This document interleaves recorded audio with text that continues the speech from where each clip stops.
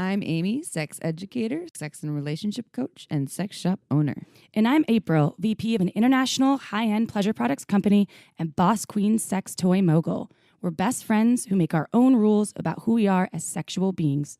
With everything from how to be a badass in the bedroom to top tips for bringing your relationship to the next level, we have something just for you.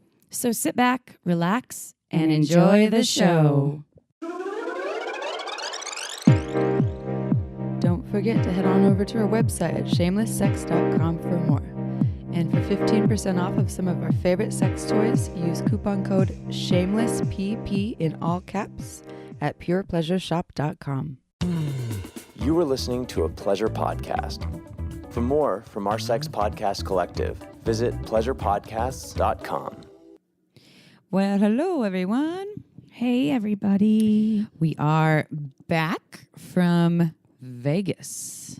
That was hard. The weirdest thing, though, we have to tell our listeners what happened. Oh, wait, what if that person's a listener now? It's awesome. I hope he's a listener. I hope you're a listener. Yeah, he did subscribe, but we were at the bar after Amy had been working in the Uber Lube booth selling Uber Lube. Yep, helping with the Uber Lubes. If y'all don't know about Uber Lube, go check it out. Go to uberlube.com.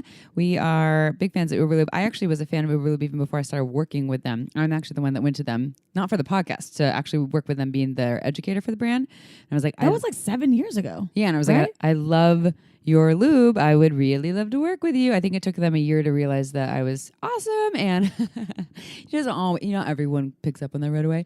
And I've been working with them ever since. And so it's always been my favorite lube, even before working with the company.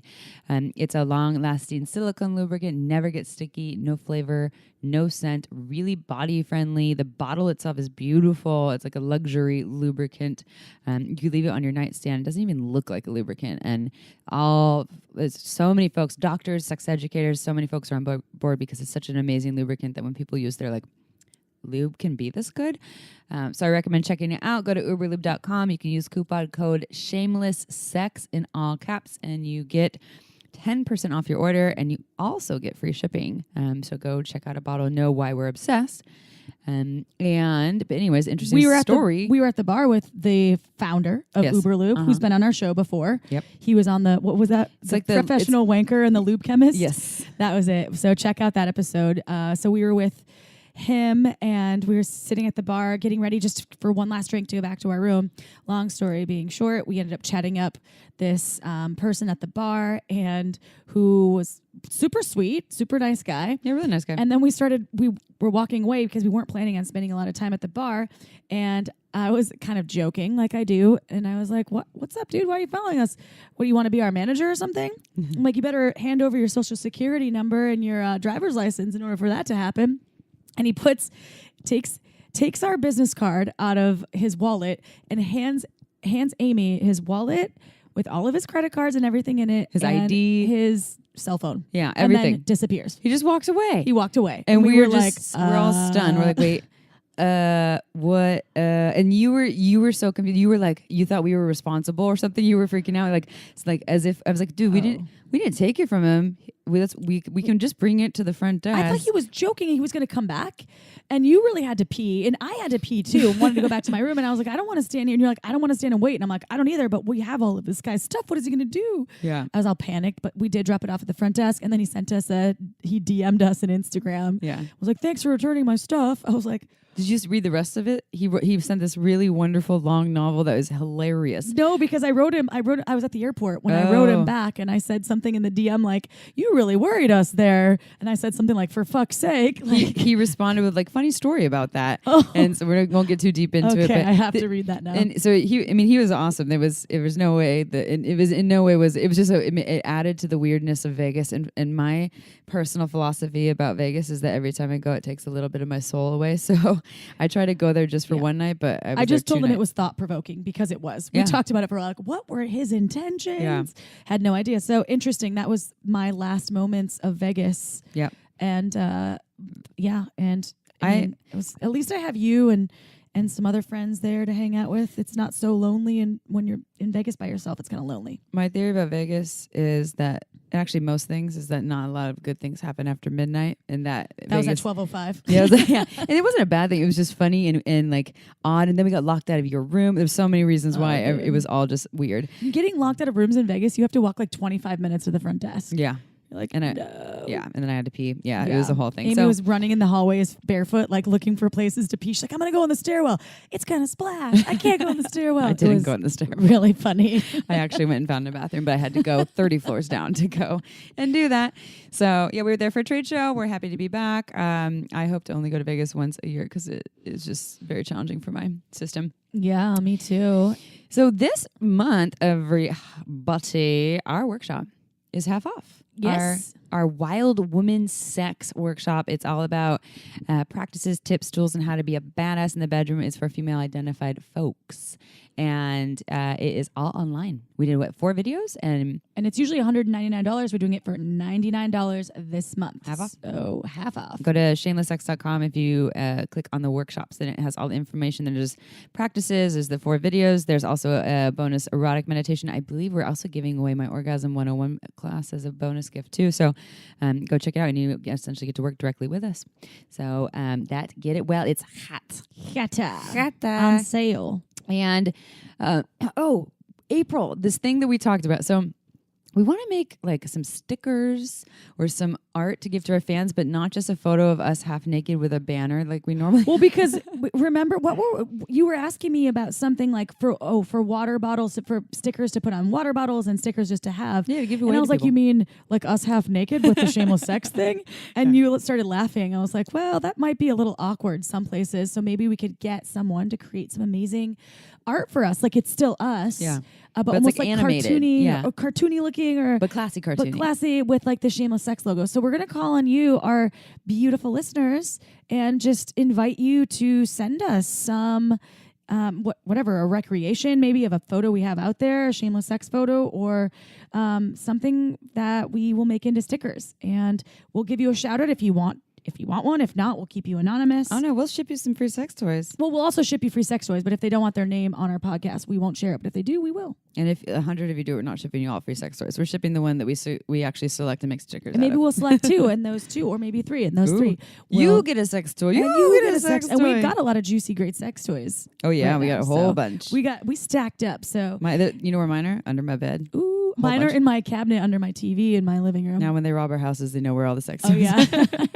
I got. They're all brand new in package. They are. Oh yeah. Not building And dust. we'll give you some Uber lube. Yeah, you'll get all the things. So send us. And our email, if you want to send it to us, is shamelesssexpodcast@gmail.com. Send us your art. And then we also, so we have a blog. We've talked about it in the past. And so we started this blog. We had this awesome person in Barcelona who helped us do this whole marketing plan. And she suggested that we do a blog. And people actually do read our blog. There are readers, not listeners, reading it. And the only issue is April and I really don't have a lot of time. It took me like 6 hours to write one. Well, you're a perfectionist. I'm a perfectionist, and I go back and I read through it, and then I still have to. I have part 2 of my whole experience with opening up my ejaculation and becoming, my female body entering into another female body. Oh, we're not saying that anymore. Oh yeah, Yeah. my vulva owning friend and me Yeah, you're got it on. that was with another Volvo owner? Yeah. And I'll just comment on that. We had someone that sent us a message on Instagram that we really appreciated. It was someone letting us know that using the terms female body and male bodied is not not respectful of a lot of trans folks. Right. And my education years ago in sex education, that was the terminology that was supposed to be more respectful from what I learned. And I totally understand why it's not. So I've said this on Instagram to be patient with us as we reframe our way of speaking and thinking. So we're going to say penis owners and vulva owners and bits and all those fun things. But thank you, listener, for sending that. We listen. Sometimes stuff gets outdated. Language improves. Yeah. Hopefully it's more inclusive. So we will work on that. But I'm going to post, my whole point to bring that up is I have half of the story posted, and I'm going to post part 2 here. It's not going to be as long as the first one because it's supposed to be 1,700 words, apparently a blog, for it to be... It's a lot of words. Yeah, to be... I didn't What think is this, it college? sounded like Gotta a write lot an of essay? words, but it is. It's a few pages. So the point for why we're bringing this up, though, is that we're calling upon you, our listeners, to also share your stories anonymously or if you want your name out there, but we will post them on our website and people read it. As Amy said, people are reading our blogs and we get a lot of traffic to our website. So if you want to share your story, whatever it may be, Your sexcapades. in your own words, if it's sexy stories or some kind of share, we are encouraging you and inviting you to share that with us and we will post that on our blog. There are certain areas where we might have to add in some URLs or links to things, but we won't alter the actual content of your story. Yeah, we might like change up some things for some keyword search engines. But what it will do is will help us to have some content and help you to be a part of the podcast. It'll help us because we don't have a lot of time and to keep the blog alive. So it's just a sharing, and we would love to be able to post one a week. So the more the merrier. Send them on in and. We will share your story, which is funny because we talk at the end of this podcast about the body storytelling podcast, which I'm not going to go into right now, but this is kind of letting our listeners become a body, erotic storytellers via words, via typing it to go on our podcast. And if you do it, we'll send you some free things. So I don't know about sex toys right now, but at least maybe access to some of we have a lot of different things that we can send you. So we will reward those of you who send in some things for the blog. So if you feel compelled to, we would love it to be 1,700 words or more. We give a minimum. Let's go like a minimum of 1,000. Yeah. 1,000 to 2,000. Awesome. That'd be great. And you can be anonymous. You just stay if you want to be anonymous. And if you want your name, then give us your name. And just send it to the same email as before, shamelesssexpodcast@gmail.com. And we do reward our listeners for participating. So please help us. And you get to be part of Shameless Sex.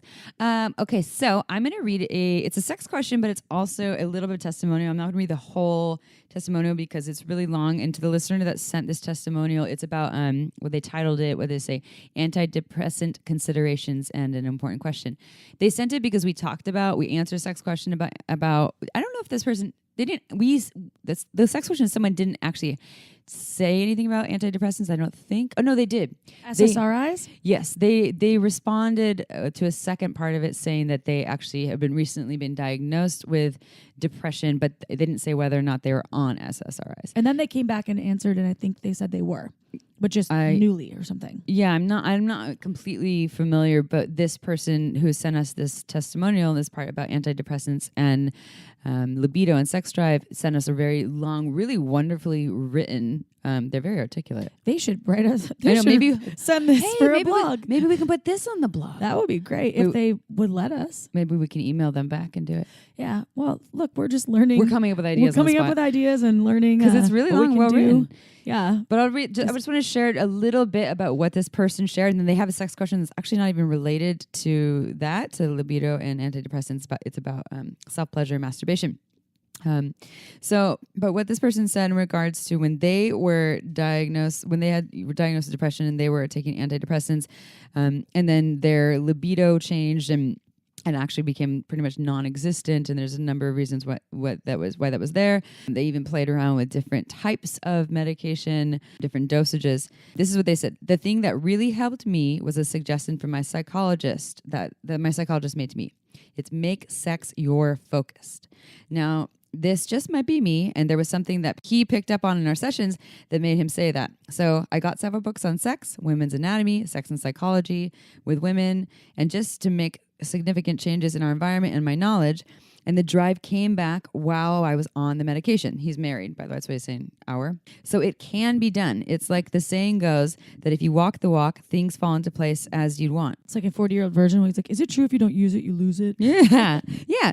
Or fake it till you make it, kind of. Like even though it's not there, you start to actually do the practices, start doing the homework, and then you can get there. And so he also says, so since my wife was a bit of a prude and mom focused for so long, I had consequently back-burnered intimacy as well. Emily Morse, that's Sex with Emily, you guys, sexy marriage radio, and a series of sessions with local sex therapists at a local church. Also, helped tremendously. There's a sex therapist at a local church. I like that. So I'll leave it at that because and I'll go to the sex question. But anyways, what this person is saying is that for them, being on medication that had significantly affected libido, and libido was also affected by just being depressed and down, by making sex the focus and doing the work, even though it wasn't there, it actually came back, the libido and the drive. So this is this person's advice. But their question, everybody, is, so my wife, despite her somewhat newfound friskiness in the bedroom, doesn't masturbate on her own at all. I've asked her why, and she doesn't have an answer. She loves the vibrator in intimate times, and flat out tells me she can't understand how it feels so good. She calls it magic, but doesn't use it on her own. I encourage her to, using the reason that she'll learn more about her pleasure zones and better direct me. But she says she's comfortable with our frequency, which is a couple times a week or more, and so she doesn't need it. This makes me feel good, but I want the best for her. The way you all you podcasters talk about masturbation makes me feel like she might be missing out on something in her life. Would you suggest I continue to encourage or leave well enough alone and never have to worry about her getting addicted to the vibrator? Probably because he knows I'm addicted. That nemesis. So he's asking, should I encourage her? Is she missing out on something? Or should I just let it be? I think let it be. Let it be. Yeah. If she says she's happy, she's happy. Yeah, and I think that it's great to encourage her. Now she knows that you're encouraging her and that it's okay by you and that you'd support that decision. However, I don't think it's essential to push. I think let her consensually make those choices. Maybe if you're out on a trip somewhere for, a week and she'll dive into that or maybe not. Yeah, you can. And if you really is part of the reason why you want her to do that, or you'd like her to do that so that she can learn more about her body to share that with you, then you can lovingly suggest that, hey, I think it'd be really hot if you just wanted to self-pleasure sometimes here and there, and then maybe you can share with me what worked for you, what didn't. No pressure, but I think that's super sexy, and it would be awesome for us so that I could know more about what you like. And again, it's your body. You get to decide. Mm-hmm. Maybe something like that. But, if she's happy and she's like, no, I'm all good, then she's all good. Yeah. Yeah. Different strokes for different folks. Totally. Literally. It's true. My partner doesn't masturbate. No. Even if I'm out of town for a long time. Yeah. Just not into it. He's just good. like, eh? Yeah. I'm like, okay, what if I'm gone for like 2 months? They probably would masturbate. Yeah. Yeah. That probably would change. That would probably be What a little if? different. Yeah. What if? I'm going to try it and see. Just disappear for 2 months and there see you what go. happens. How many times did you masturbate? I'm going to Tahiti. And then when they orgasm, the load is massive. Yeah, totally. The buildup. The buildup. Yeah. But anyways, so we're going to reach out to this person to see if maybe we can put this wonderful thing, because there's a lot more that they said about. It's a really nice, long, drafted, really well done, articulated. Yeah. The grammar is amazing. I know. Maybe they can help us with our grammar. Okay. No, that's grammar when we are conversating, not grammar when we're writing. Is it conversating or conversing? I think it's tomato. Okay, it's both. Shit, someone's already writing us. Right. You guys sound like dummies. Okay, cool. Oh, we forgot to talk about Blue Boutique too. Ooh, well, we mentioned to Andrew, who we're going to get into an interview with shortly, that we actually were just in Utah visiting Blue Boutique. We taught a workshop there that was wildly successful. We had so much fun. The people that showed up were just amazingly open, and they were vulnerable and very appreciative. Just wonderful people in Salt Lake City. But we shared with Andrew that someone actually recommended us interviewing Andrew, and we said he was already going to be on our podcast. So that being said, Blue Boutique, we did name drop them in the show, in the interview part of the show. However, we are also this month, I guess, we're featuring them on our show because we love Blue Boutique so much and we want to support them. So if you want to buy some sex toys, it's website only. It's not in store. So go to blueboutique.com and it's off of that site. Yeah. And they've been around for 30 years, y'all. They're like a staple in the community at Salt Lake City, but you will get 20% off. Yep. And you use the code shamelesssex in all caps. Nope. It's right in front of you. Oh, shameless 20. My mom's mad at you Mom now. is angry right now. She's like, April always fucks it up. But Mom would never say the F word. April's always messing it up. So it's shameless 20 in all caps. That's 20. Yes. Mm-hmm. Just the numbers. Yes. But 20% off is great. So check out blueboutique.com and buy all your needs for the month. Oh, yeah. And then we'll also be back in early August. This is 2019 at Blue Boutique teaching some workshops. So contact them if you're in the area you want to learn from us. You know what the most exciting news is, though? I think that I've heard all week. You're pregnant. You always say that. Oh, wait. It's your Yeastiversary. No, oh, my that's gosh, not everyone. exciting. Guess what? April, a year ago, we have a shared calendar. No, it was 2 years ago now, wasn't it?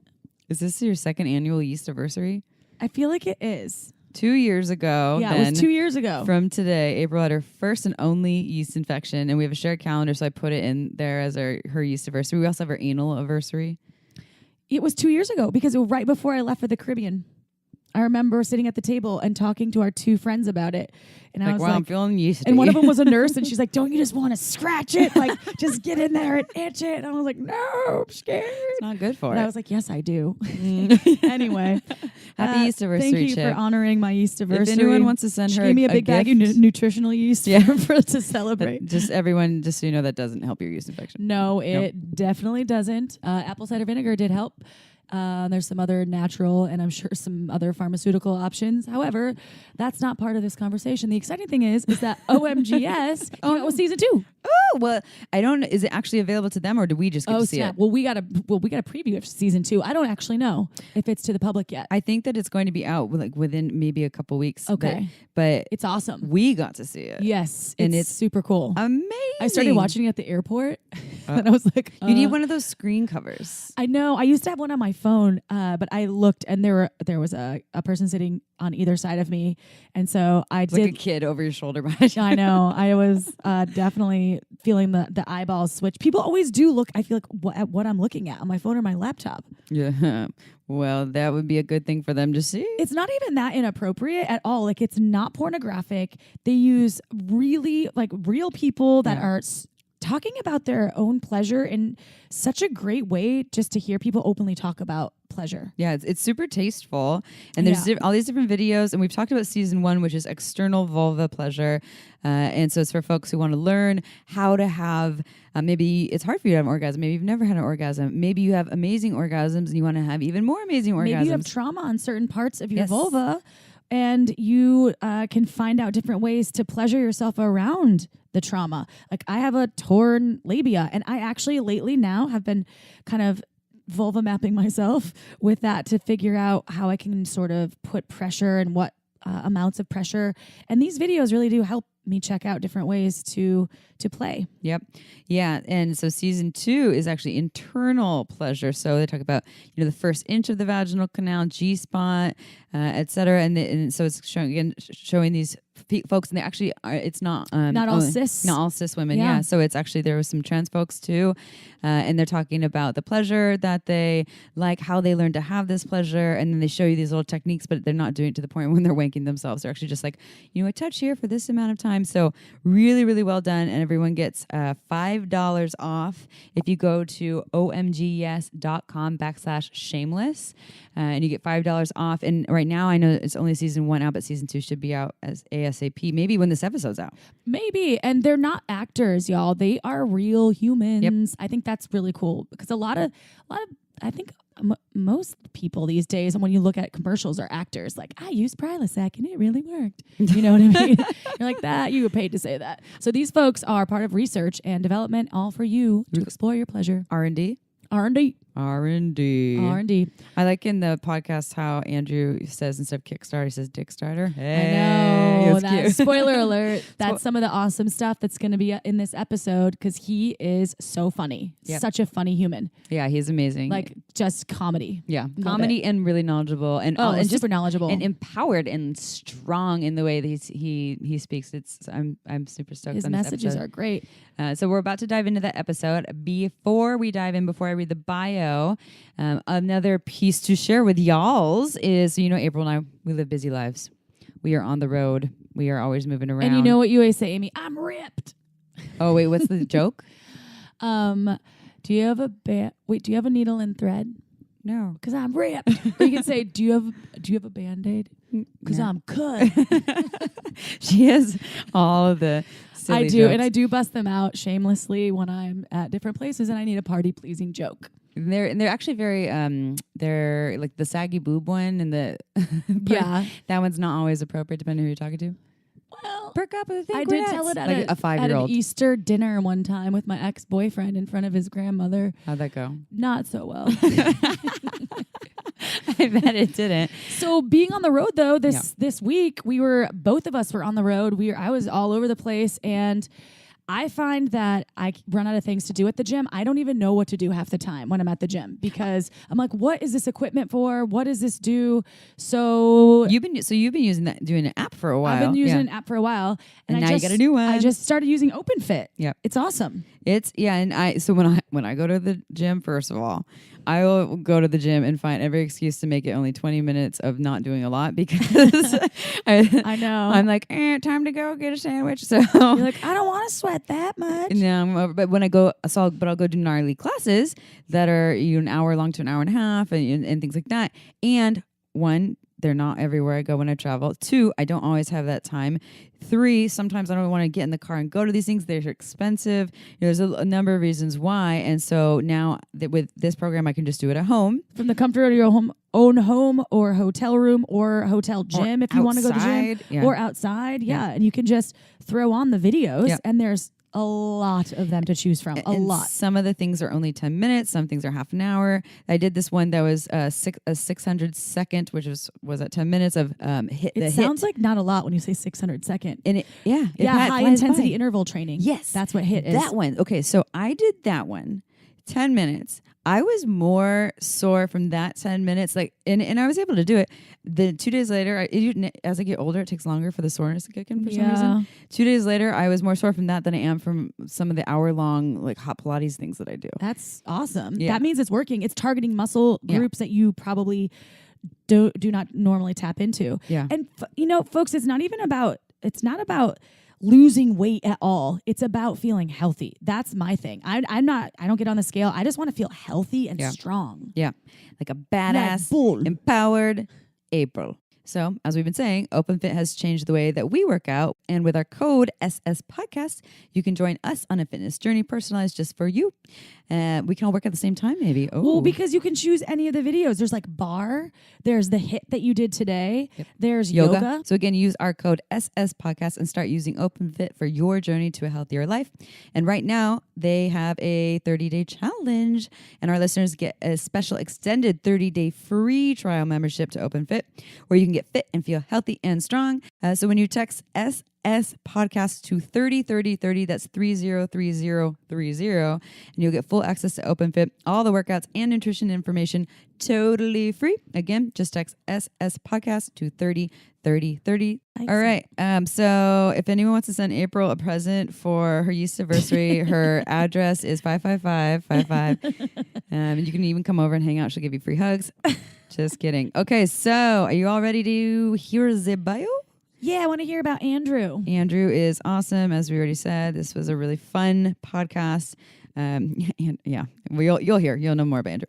I love the way that he promotes things. He's amazing. So Andrew Gurza is a disability awareness consultant and Cripple Content Creator whose written work has been featured in Men's Health, Daily Extra, Gay Times UK, Huffington Post, The Advocate, Everyday Feminism, Mashable, and Out.com. Oh, and he even just said he was on BBC, right? With his mom. And several anthologies.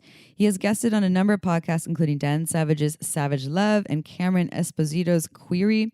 He has spoken all over North America on sex, disability, and what it means to be a queer cripple. He is also the host of Disability After Dark, the podcast shining a bright light on sex and disability, available on all podcast platforms. You can follow podcasts at Dis After Dark Pod, and he is also creator of the viral hashtag Disabled People Are Hot. You can find out more about Andrew by going to andrewgurza.com and connecting with him on Twitter at Andrew Gurza. Are you ready for the podcast? I sure am. I'm not going to make that noise I normally do. Me. That was April. Okay, here we go.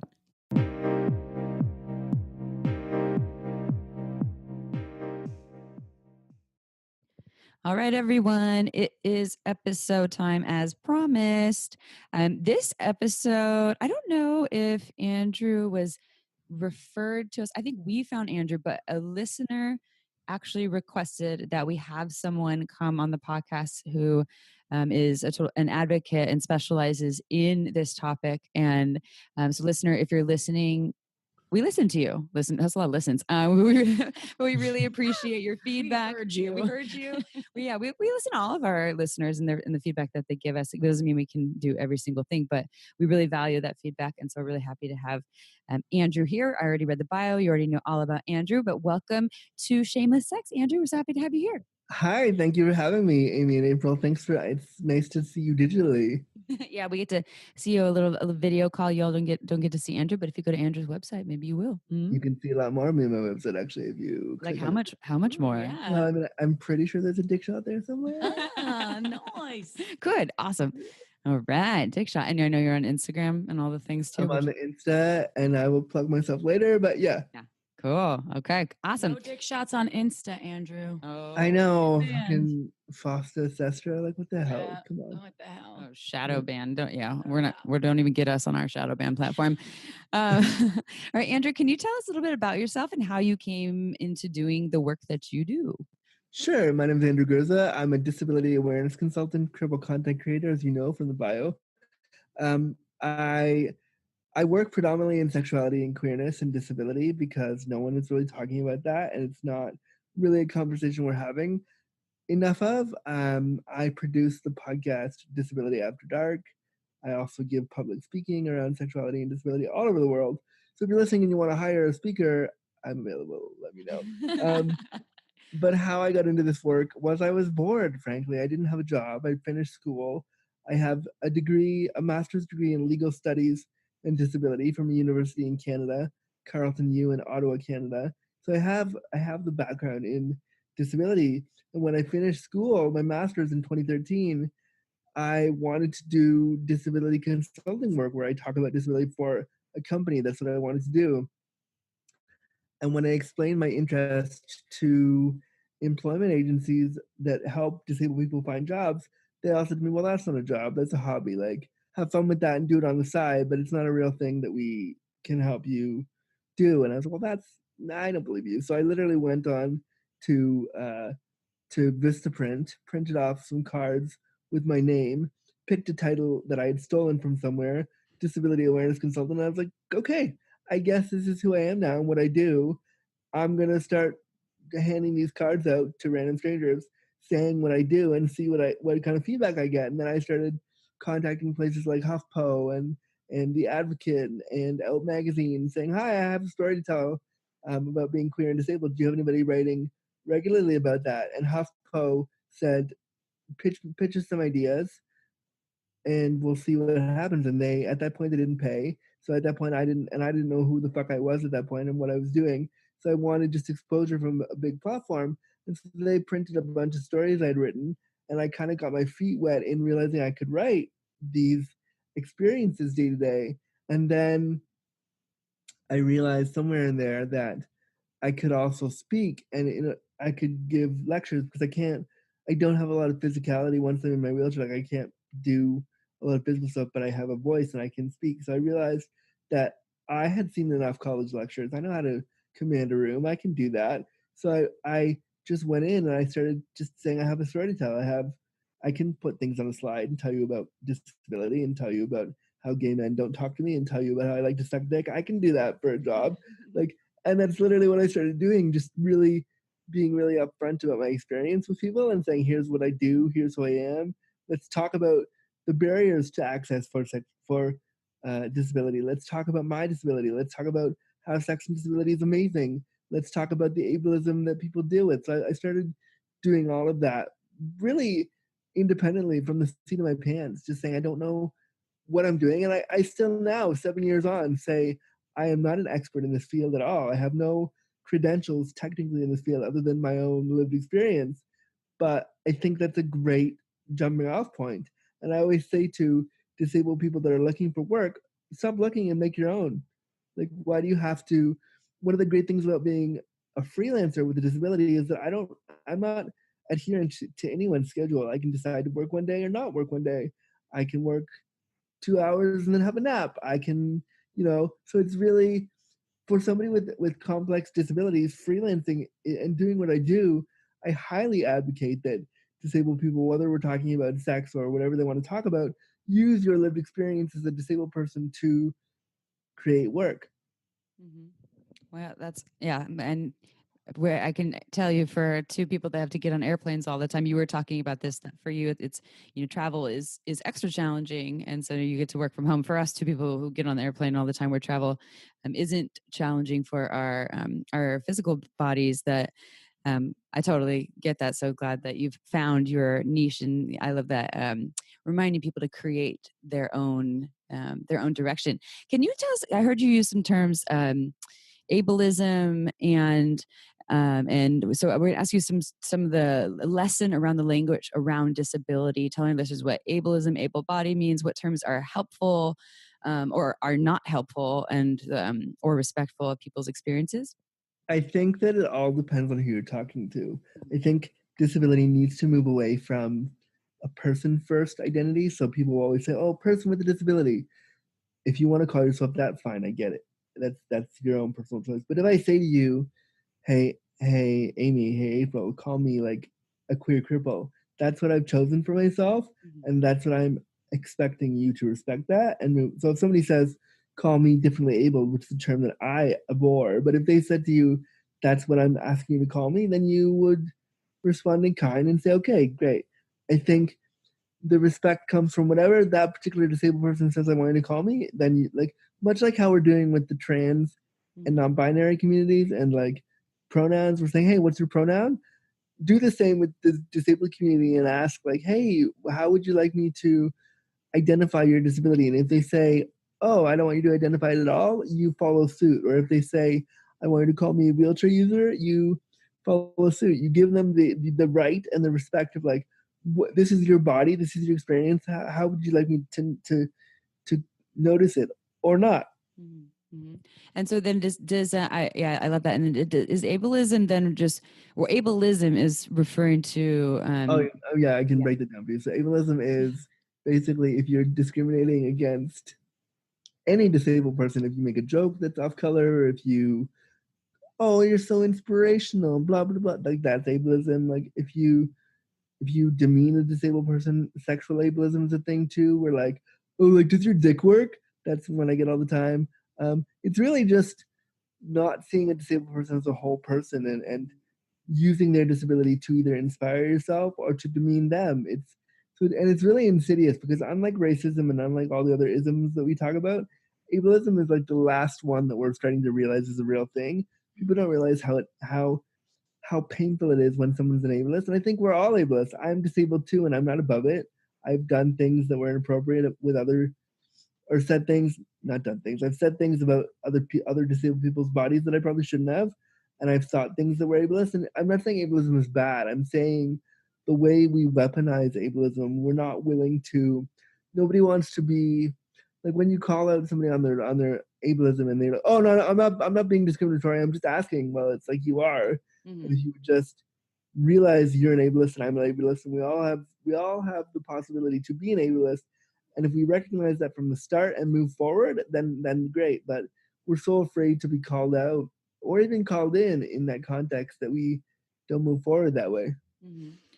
Which brings us to like another great question, which is the fear in talking about disability, right? I mean, I can also relate to being fearful to say the wrong thing. I do not want to be an ism, in any sense of the word, especially to have ableism, or I guess it's a verb of some sort. So I'm assuming scarier out there for a lot of folks. So can you, whether or not they identify with having a disability, I mean, even for able-bodied folks, right? So can you kind of talk about what we can do as, the humanity, the human race, to better this and move through this fear and be better humans? Be afraid. Don't run from the fear. Be scared. Like lean into it and realize you're gonna fuck up. You're gonna swallow your leg. You're gonna say something you are going to definitely say something inappropriate, and it's how you handle that interaction. If you say something inappropriate and first of all, if I call you out and say, hey, Amy, hey, April, you've said something that I don't approve of, and your first response to me is like, well, I didn't mean it, I was just, that's a problem. But if I said that to you and you said, oh, fuck, I'm so sorry, let me start again, or let me correct that, and then you work your hardest the next few times you see me to like ensure you've done that, then I see you trying. And I think that you shouldn't be afraid to be afraid, because you're gonna fuck up. And I think that disabled people need also, and I need to do it too, so I'm not calling it out here, but I'm saying generally we need to let people fuck up. And if I call you out, it means I give a shit about you. If I don't call you out and you said something ableist and I just drive away, well, then it's like, well, I didn't care enough about you to care. If I said, hey guys, see, even I just did it. I gendered myself. Hey people, I like, don't call me that. It means I give a shit about you, and I'm asking you not to, and I care about our relationship enough to tell you how I feel about that. So I think as able-bodied people, just lean into the fear. Don't be afraid to be afraid, because I understand that disability is something we don't talk about enough. So that fear is healthy. It means, and that discomfort you're feeling is okay. It's how you react to that when you actually encounter a disabled person. And then add sex to it, because I know that there's a lot of there's a lot we're of stuff out talk there. about the dick sucking, right? I'm so ready. Yeah. Then it makes it complicated, because I know that a lot of folks out there, you know, that within the ableism, there's this idea with a lot of people that they assume that, like you're saying, oh, does your dick even work, or someone with a disability might not even be a sexual being, and so that could make the conversation not only just more scary, but also more complicated because of that. So maybe you can comment a little bit about that, throwing sex into the whole mix. Yeah, I mean, sex makes everything more awkward, right? Because we're naked and we're vulnerable and we're whatever. But like, I think that I think you just have to play with it. Like, I have a partner that I see on a regular basis, and he calls me potato. The running joke is that I'm a potato because I'm a vegetable and I can't move. Now, you might think that's an offensive thing to say, but when he called me that, I burst out laughing, and I was like, yes, call me that from now on. It's amazing. And he said, you know, I thought it was cute. I'm like, oh, you're a little potato. Like, it's a sweet, endearing term. It is, but because I love potatoes so much. It is. I mean, it is that too, but it's also funny because I can't move and I'm a vegetable, and so there was like some weird disability interplay in that. And what it says for me is like, if I said to a lover, oh, call me your big dick crip, call me like a cripple. Like if I said that to a lover, what it means is I'm asking you to see me. Mm-hmm. I'm asking you to play with this. I'm asking you to realize that this is 100% part of who I am. I'm not going to run from it. I can't run from it. So neither should you. And if you're going to suck my dick or vice versa, my disability is going to be a part of all of that. Mm-hmm. So why are we afraid of it? So I'd like, when people are afraid to interact with my disability around sex, it's like, you don't know what you're missing. If you just spent an hour with me in bed, I would have you laughing about the fact that I'm disabled and we would laugh together. But people are so afraid to say the wrong thing. And I don't think they should be. I think they should be afraid of what they're missing out if they don't try. Mm-hmm. Like, disabled people are great sexually. I am an amazing lover, mm-hmm. and people should fuck me all the time. Yeah, I like that. Yeah. Consensually. Yeah. Yes, with consent and agreement. Still, yes, of course. When you talk about disability, maybe because you're talking about for yourself, you're referring more to your physical body, but I would imagine it's the umbrella term of all. Can you explain to our listeners all the different ways someone might identify as having a disability? I can't give you every term because that would take not every term. Do we have 7 hours for you to break down like every you even know disability? all the disabilities? No, I know, but I can give you like the basics. So there's physical disability and there's visible disability, which is somebody who has like a cane, a walker, some kind of like marker of disability, and then there's invisible disabilities. So things like chronic pain, fibromyalgia, that kind of stuff. So those are the two main categories, and sometimes those fluctuate. Like sometimes people with invisible disabilities someday need a cane, or some days need a wheelchair, and some days they don't. So people who might not look disabled could totally be going through a disabling event, or have a chronic condition, or have an illness that you can't see but is very real for them. So I think honestly, living with an invisible disability is somewhat harder because people, they have to prove so much harder that they are disabled and they require accommodations or they require help. And our society doesn't want to believe them. But if they were sitting in a wheelchair, they might be able to get those accommodations faster. And that's not fair, I don't think. Isn't there a movement around folks with invisible disabilities or a specific term? I'm trying to think of it. Seen a movement on social media about like there was like a specific term or campaign or movement that Was it a hashtag? maybe I'm trying to think of what it was.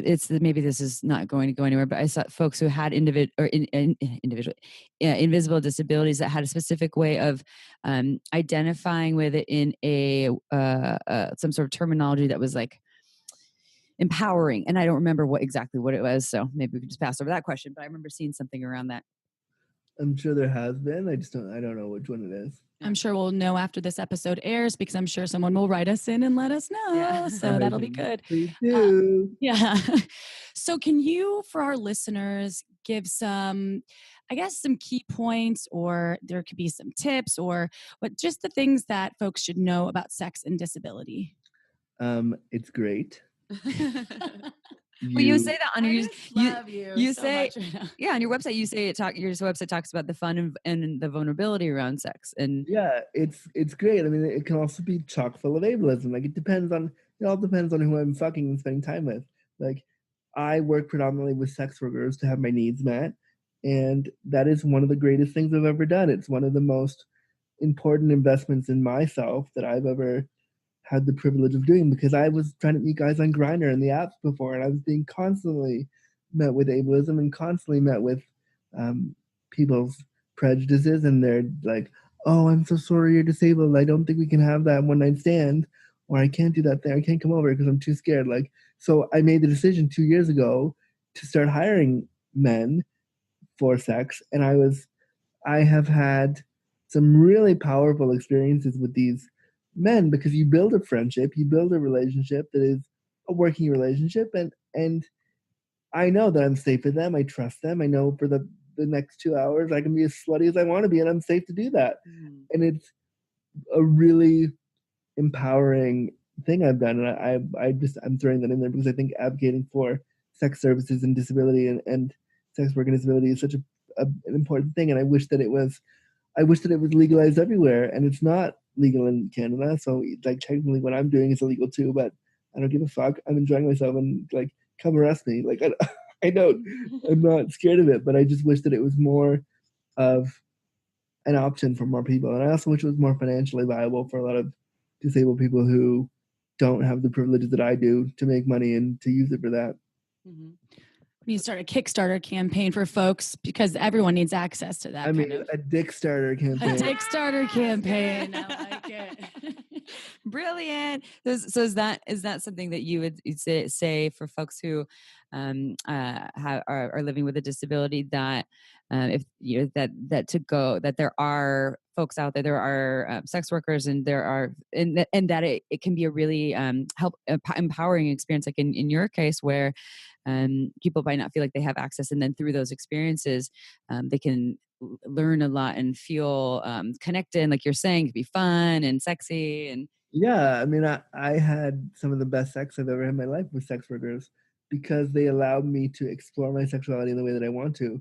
I've done things like submission and dominance. I've played with all these things in the safety of my home with somebody that I trust, and I get to be a slutty, I get to be like really dirty. And then there's something, because people think that disabled people are so innocent and they can't mess around and they can't have sex, to be able to do that with a partner for 2 hours and say, I want to eat your asshole out for an hour, and I want to be graphic and blunt, but being able to do that like my queer peers get to do, to be able to access that part of my masculinity and my like maleness with another man, feels really good, and it wasn't something I had access to before. So I think that anybody with a disability who has the means to work with a sex worker, because I don't think that it's fair for somebody to not pay. So I'm not saying undercut somebody, but I think if you have the means and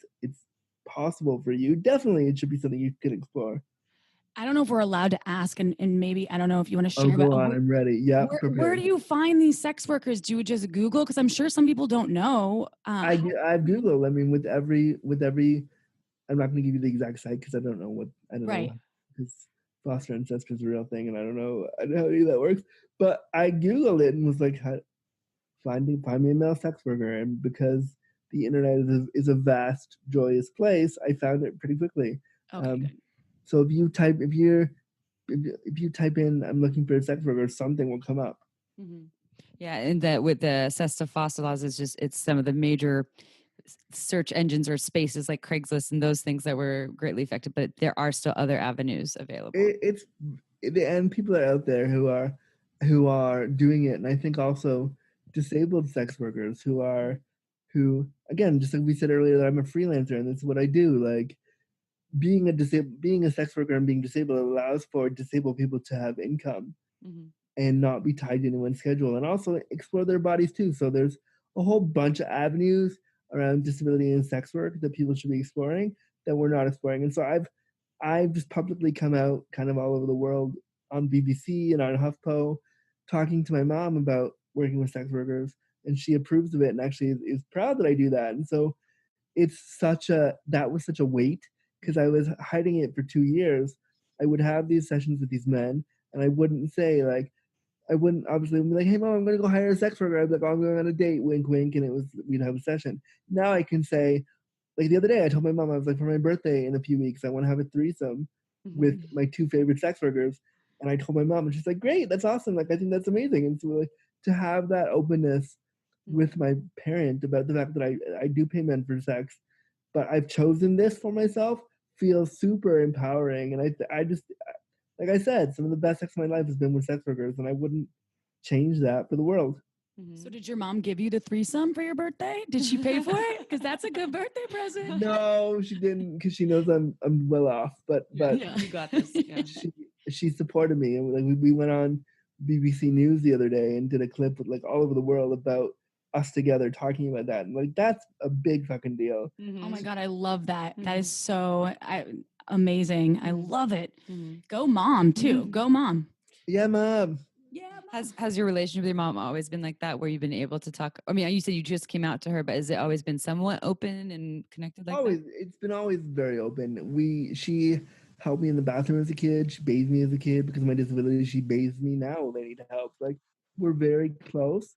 And so this was something that I was afraid to tell her because I didn't want the shame of like, oh my God, you work with a sex worker? Like they're dirty, horrible people, which I knew she didn't know it. I knew she wouldn't be that way, but the stigma around that was like, what if she is? What if there is shame? And so when she accepted it without, like, I remember telling her, we're on the phone, we're having a chat, and I said, Mom, I work with sex workers. And I was waiting for like, oh my God, it's so scary. She went, oh, great. Nope, awesome. And we just moved right along. And it was just so, I remember taking a big breath, being like, okay, it's out now. And now like I've sent her pictures of dudes that I want to hire. Like, Mom, look, like I want to fuck this guy. What do you think? Yeah. Like, and there's something really so sweet about that because it means that she sees me now and she sees that even though I'm really disabled and I have a lot of needs and I'm not meeting men the conventional way, I'm still building. I think any relationship with somebody, whether you're paying them or not, is a relationship. Mm-hmm. So I feel like with these men, I'm building friendships in a different way. And for her to know that I'm doing that, and also that I'm well, and I also think it allows her to see that I'm financially stable, that I have enough money to hire a worker and still live that probably puts her at ease a little bit because she knows that like I can do both and be okay. Mm-hmm. And she wants the best for you. You're a baby. So she wants you to, I can't say all parents want their kids to have all the pleasure, but it sounds like your mom does. No, she's great. She's fantastic. Yeah. So on that note, then we're talking about your mom. Is your mom does not identify as someone who has a disability then? She does not. Okay. So, Mike, because my next question is going to be, how can able-bodied folks be allies for folks living with disabilities, whether they're in a intimate relationship with them or not? Maybe they just know them or they're a parent or a friend. The biggest thing is listen to disabled people. That's it. That's how you be an ally. Listen to a disabled person. If they tell you their story, shut up, sit down, realize your able-bodied privilege, and listen to them. That's it. That's literally it. And I think that kind of cuts across all these social justice movements. If somebody with less privilege than you is telling their story, shut the fuck up and let them tell it. Like, that's just it. And when I have guests on my podcast, Disability After Dark, available everywhere, new episodes every Tuesday. When I have guests on my show who are, of a different experience than me, who are people of color with disabilities, who are trans with disabilities, my job as a host is to sit down and go, great, tell me your story. And I'm going to shut the fuck up and let you tell it, because what the fuck do I know? I'm a white cis guy with privilege. Like, I have privilege, even though I'm disabled, I have privilege too. So I try to really remember that and let my community come to me and not foist myself on them. When Amy and I were just in Utah, and I mentioned this to you, but I want to tell our listeners, we were doing a little training at this really great store there, and we were there for Blue Boutique as well. And one of the staff members recommended you. He's like, you have to interview Andrew because he's such a badass. And have him on the schedule. and I was like, yeah, we're going to meet him. We're going to see him in a couple of weeks. So your message is getting out there and people love what you have to say. He was telling me about your grinder, those experiences. Cause he's like, yeah. And he just basically tells them to fuck off if they don't like what he's doing. I was like, this guy can't wait to. I mean, actually, no, I have real emotions about it, because I mean, my public persona is, yeah, fuck off. My internal persona is like, ow, that really hurt. Why did you need to be such a dickwad about it? Like, I've had people on Grindr. I had somebody a few weeks ago. They wanted to come over and fuck me at 6 a.m, which is not a time that I'm gonna fuck you anyway. But they were very persistent of like, can I come over now and suck your dick? And I was like, oh, like, all right, like, no, I have care needs that I have to manage. I can't. But let's plan a time. And I didn't get back to him right away. And he sent me like a barrage of texts that were like, you're a fucking retard. Like, no one's going to want to be with you. God should have killed you when you were born. Oh my God. Stuff like that. And I was like, okay. And so I told him to fuck off and I blocked him. Of course, I screenshotted all the messages and put it on social media because I was like, blast this fucker, everyone. And I do that all the time with my Grindr. Yeah, that's what this guy was talking about. And I don't know if it was that particular occurrence, but that you put people on blast that aren't respectful. Like, that's ridiculous. Yeah, I know some other people that have done that, and that they were doing it specifically around some really heavy slut shaming, but a similar thing, like, I want to have sex with you, and then the person I know, a friend, said, essentially turned them down and did the same thing, like, fuck you, you slut, you bitch, you ugly whore, things like that. And she did the same thing. She's like, all right, well, screenshot, put it on blast. And actually, I think Instagram shadow banned her or flagged her or something for doing that. She actually got in trouble from them and lost her Instagram account for a little while. So I don't know if hopefully you haven't had any experiences with that, but I agreed. I was like, well, I stick to the blasting on Twitter because at least right now, Twitter is like a safe space to like, they shadow ban you too, but not as often as like Instagram does. So on Twitter, I'm pretty vocal about like, look, here's what happened. Check in, people. Check in. That's for sure the case with everyone. So I don't know if you've ever heard. I work with a company called Hot Octopus. Have you ever heard of the Pulse? I love Hot Octopus. You do? I was going to ask you because I wanted to send you one. Have you ever? Obviously, you have it. You own a Pulse. The Pulse is not super accessible for me. They're great, and I support them for people who can use them. Okay. My testicles don't quite enjoy it very much. Got it. Kind of hurts my ball sack, not gonna lie. So it isn't something that I'm super jazzed about. But that doesn't mean I don't love you, Hot Octopus. If you come out with other things, I'm here for it, but just not that one. But yeah, they're great. And that's the thing. All sex toys. I try to tell this to folks when I'm at conventions. I'm like, you never know what you're going to like until you try it. But the Pulse is. I mean, I think even in the folks with disabilities, they've said that they're so thankful for the product be existent because it does help, maintain an erection. It can help you come, but it doesn't work for everyone, as Andrew just attested to. So I was not a fan of it, frankly. But I think that the fact that it's out there and if it works for you, great. What I am working on, and I think this is kind of where you're going with that line of quote, maybe, I don't know. My sister and I are working on our own line of sex toys, specifically branded towards disabled people. So we are doing that right now. If That people is want to donate to that, they The can Dick have Starter. we should totally call it the Dick Starter is for Andrew to hire all the hottest sex workers and then get laid. But if you want to donate to this other campaign, this other Dick Starter, they can go to deliciouslydisabled.ca/donate. Deliciously disabled. .ca. Okay. .ca Yeah. because Canada, and they can hit donate, and then they can give us some money to just what we're raising money for right now is research, preliminary research to build a prototype. So we're looking at creating a toy for people with disabilities who have limited hand function, so who have limited dexterity, who can't jerk off the right way, who can't the right way. That sounds really fucked up. Who can't um, keep that fucked up part in. Who can't they can't jerk off the quote unquote normal way or the typical way. Um, and so we're just building research to see what kind of toy would work for them. So this money is going into the research, the prototype design, the cost of figuring that out, legal fees to make sure that, like the patents are good. It goes into all that stuff. And so if people want to help us out with that, that's what we're doing. And what I'm calling it is it's disability driven design, which means that disability is at the forefront of the creation. Disability is the first thing we think about and the last thing we think about, but it's driving the whole process. So it's not like, oh, we're going to adapt a toy from one that's already been made. It's like we are going to, no, this toy is created with disability in mind first. And it's also being tested by me, a disabled person. Like when we get to the testing part, I can say, like, yeah, this would work for lower dexterity individuals. Here's why. There aren't a lot of options right now for folks with disabilities for toys, for sex toys. I can tell you that. So that's really good that you're approaching that from that angle, especially since you can do the research and development all across. And I'm sure there will be folks out there that also want to be testers because product testers are needed. It's when we get there, trust me. I'm sure it'll be a part of our whole thing. We're not there yet, but yes, totally. So that's deliciouslydisabled.ca to donate, right? Yeah, deliciouslydisabled.ca/donate.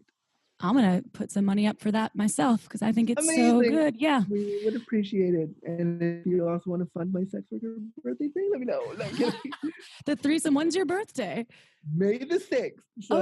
We don't have a lot of time here. Okay, less than a month. Okay, you're a Taurus. I like it. So tell our listeners how they can work with you. How can they find you? Keep the mystery. How can they find me? Well, they can go on all my socials at the Andrew Gurza. So TheAndrewGurza, the Andrew Gurza on Insta, Facebook, and Twitter.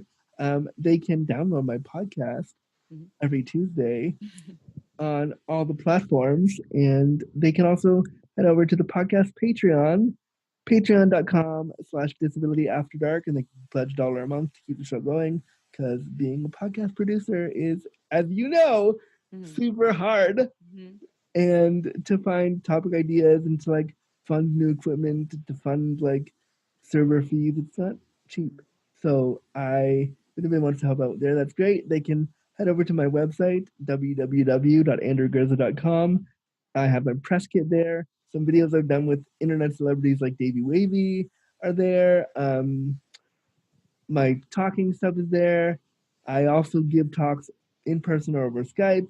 So if you're in a warm place like, I don't know, Santa Cruz, California, and you want to like fly me out to do a talk over there, I'll do it. But if you're in a cold place like bumfuck Minnesota, I am not coming, but I'll do it over Skype and you can pay me the money that way. Yeah, that's how you get a hold of me. There it is. Oh, I love it. So you won't go to Minnesota in the summertime? It's so beautiful there. I went to college there.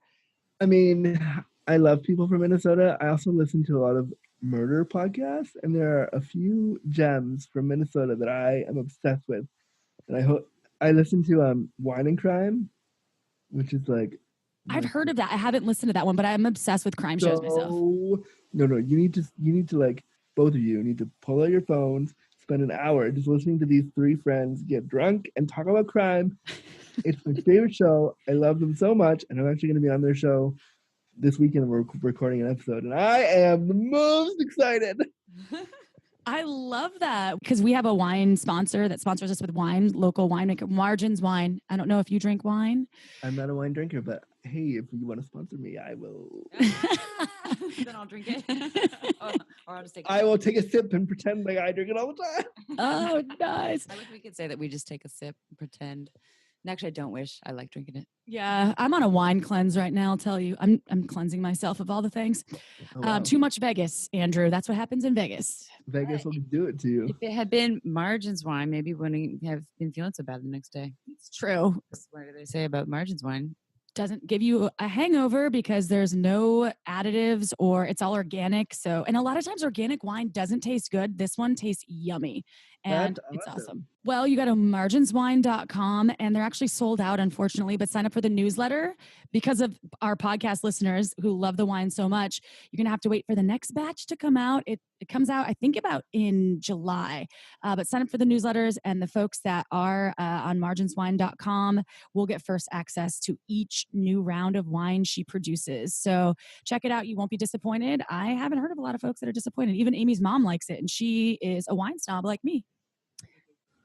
I have. So I just want to say, Andrew, first of all, I really, really, really, really appreciate you coming on our show. I really hope that your sex toy gets funded and hope that listeners go and check out your show. How long have you been doing your show? Almost 3 years now. Oh, exciting. And we released on Tuesday too. We did it for See You Next Tuesday though. You know, cunt. Amazing, yeah. And I follow your show. I haven't, to be honest, I have not listened to many of them. But when I knew I was coming on, I listened to a few, and I was like, oh, it's a fun. It's very similar to mine. Mine is also really conversational, really easy, really relaxed.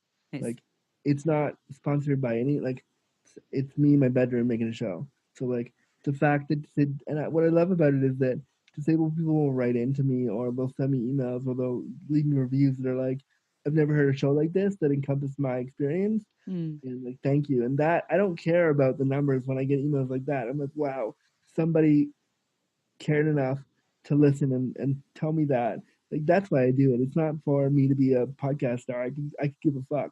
It's about, there's not enough of this stuff out there in the world around disability that says like, hey, I like to suck dick too. Let's talk about that. Like, there's not enough about that reality out there. And so the fact that people are listening to my show that I record in my bedroom in Toronto is like, blows my mind. Mm-hmm. Yeah, that's one of our favorite things too, is getting the messages from people or the emails saying just showing gratitude for what we do, and that's why we do it. It's definitely a really really satisfying passion project, and so yeah, glad you're on board.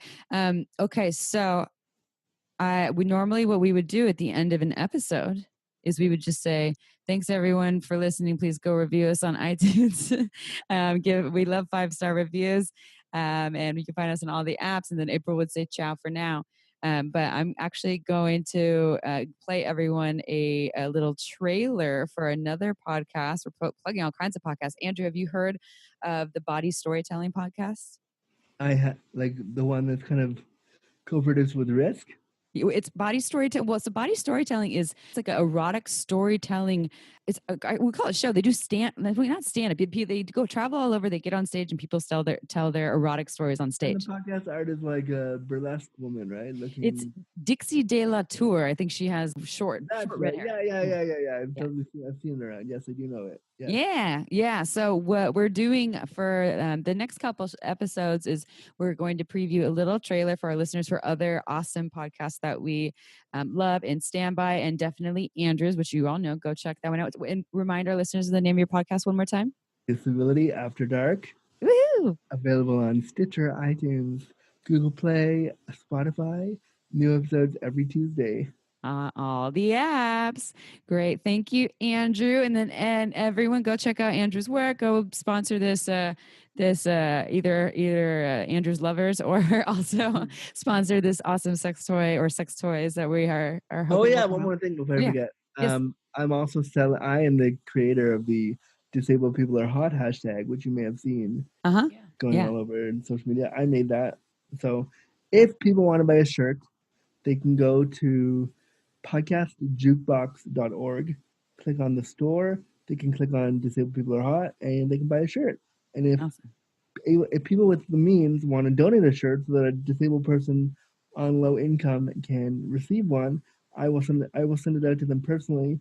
They can go to paypal.me/Andrew Gurza and give me like 25 to 45 US bucks so I can ship it out to somebody. And then somebody on low income who doesn't have the means to buy one can get a shirt.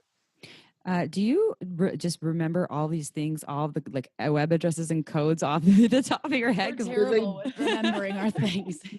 Because I do it so much that yes, I have to, yeah. We do it so much, and we still mess it up all the time. My mom listens to every episode, and she's like, "You guys really need to write this down. You're failing." So, Andrew, you're awesome. Mom, we'll strive to be more like Andrew. Amazing. Yeah. So thank you, Andrew. For everyone else, I'm going to play a little trailer. It's only about a minute long. It is for the Body Storytelling Podcast, and it's with sexual folklorist. I love that name, sexual folklorist, a storyteller, Dixie De La Tour. Dixie is curating submitted stories then from all kinds of folks. All kinds is the wrong word, but even Midori was on there telling some erotic stories. Dossie Easton, I believe, who co-authored The Ethical Slut. All kinds of folks on there. I said all kinds of good, but an array of folks telling stories. And it is a different twist for a podcast. If you want to go hear some erotic stories, here's the trailer for you all to check out. Hi, I am sexual folklorist Dixie De La Tour, the creator and host of Body Storytelling, the podcast, and the original sex and storytelling series. It's a sphinctacular podcast featuring fascinating true stories of sex, kink, gender, body image, stories like these. And then we changed positions, and now I'm sucking off Spock while Captain Kirk rolls around, and I get spit roasted. So it hit me square in the mouth. And my very first thought was, pineapple. The whole thing is an orgasm, but I'm just very mindful of, I'm shitting on his balls. Oh my God, I'm shitting on his balls. We're in the dark room. Our towels fall away. We grab each other's hard cocks. I've got a man's cock in my hand for the first time, and the space-time continuum is not unraveling. They call us the Moth for Pervs, so if you want to hear true stories from real people who might also be queer, polyamorous, trans, swingers, dominatrixes, furries, really anybody with a butthole, listen to the Body Storytelling Podcast at bodystorytelling.com or wherever you listen to podcasts.